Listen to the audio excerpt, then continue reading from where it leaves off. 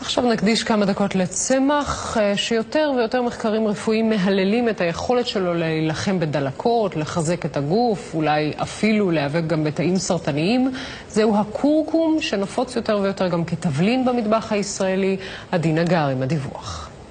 התבלין הצהוב כתום הקורקום כבר לא רק מרכיב בקרי או בטנדורי ההודי, הוא הפך בשנים האחרונות לתרופה של ממש. מעל 2,500 מחקרים מדעיים נעשו בעולם על קורקום.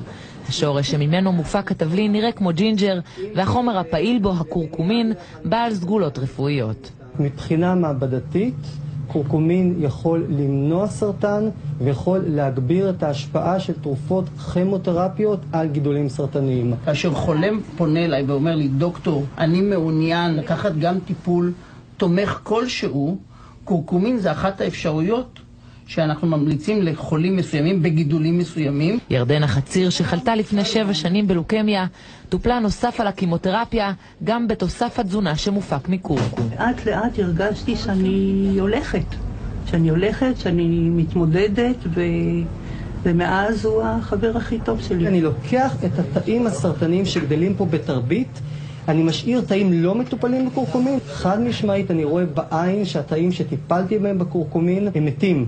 גם מיכל אבני, שסבלה במשך שנים מפעילות יתר בבלוטת התריס, החלימה.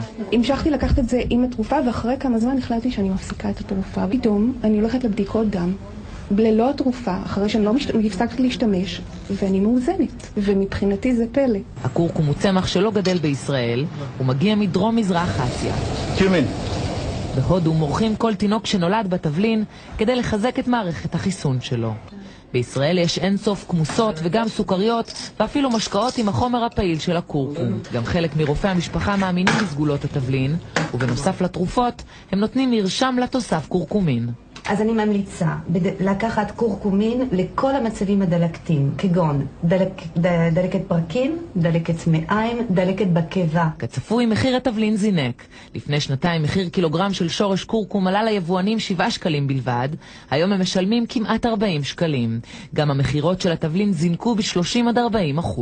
מישהי קונה קורקום, תני לי 100 גרם קורקום, אז היא אומרת לה, מה את עושה עם זה? מה את משתמשת? אז היא אומרת לה, מה, את לא יודעת? קורקום זה דבר נהדר.